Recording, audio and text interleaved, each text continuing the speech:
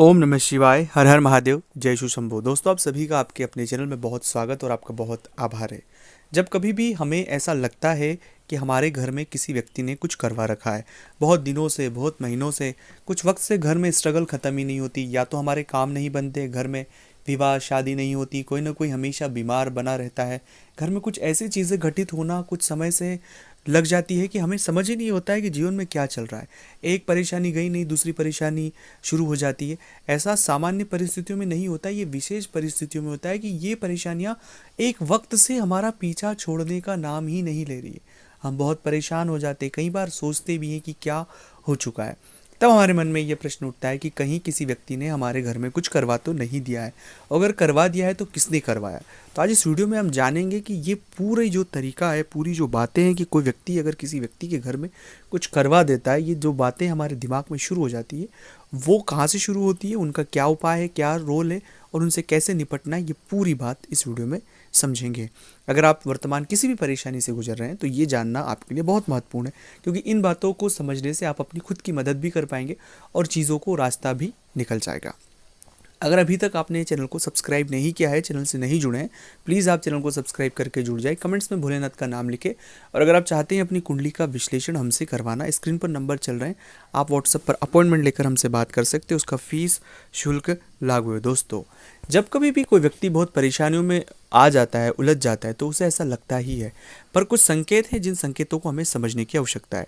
जैसे कि अगर हम घर में जाते ही हमारा मन नहीं लगना, हमारा जब मन नहीं लगना शुरू हो जाए, घर में जाते से हमें बहुत ही ऐसा उचावटन सा लगे कि घर से कहीं बाहर जाए, बाहर रहते तो बहुत अच्छा लगता है लेकिन घर में आने के बाद हमें बहुत नेगेटिव फील होता है। दूसरा ऐसा कि हमें एक बदबू हमारे इर्द गिर्द महसूस होती है, ऐसी बदबू जो हमने कभी महसूस नहीं की हो, उस तरह की बदबू आना।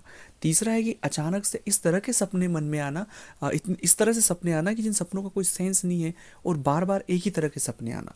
चौथा ये होता है कि हम एक अज्ञात डर से अपने इर्द गिर्द ऐसा अज्ञात डर कि ऐसा हो जाएगा, ये हो जाएगा, एक इतनी नकारात्मकता हमारे इर्द गिर्द हो जाती है कि जिससे हम चाह कर भी बाहर नहीं निकल पाते।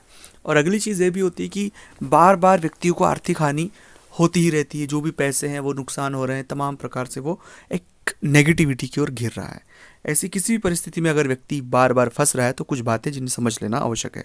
ऐसी परिस्थिति जब कभी भी किसी जातक के साथ होती है तो वो शनि और राहु की वजह से होती है।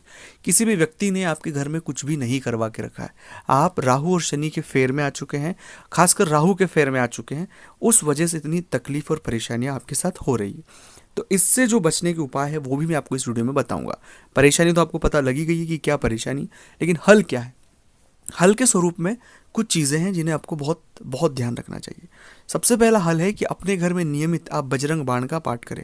जब आप बजरंग बाण का पाठ करेंगे तो राहु और शनि से संबंधित जितने सारी नेगेटिविटी आपके जीवन में हो रही है इस तरह की, उनसे आप धीरे धीरे बहुत कम समय में बाहर आ जाएंगे। तो बजरंग बाण नियमित पाठ आपको करना है। दूसरा है कि सूर्य के सामने खड़े होकर हनुमान चालीसा का पाठ आपको करना है।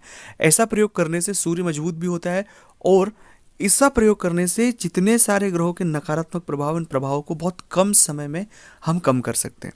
और तीसरा और महत्वपूर्ण बात है कि शनिवार या मंगलवार के दिन जो भी अपने घर के आसपास हनुमान जी का मंदिर हो, वहाँ बैठकर सुंदरकांड का पाठ करें। सुंदरकांड का पाठ करने से बहुत सारी परेशानियों से आपको छुटकारा मिलता है। चौथा प्रयोग करना है गुरु मंत्र का जप। अगर नहीं है गुरु मंत्र तो नमः शिवाय का आप जप कर सकते हैं। और पांचवा की फिर भी परेशानी नहीं तो स्क्रीन पर नंबर चल रहे, व्हाट्सएप पर अपॉइंटमेंट लेकर बात करें।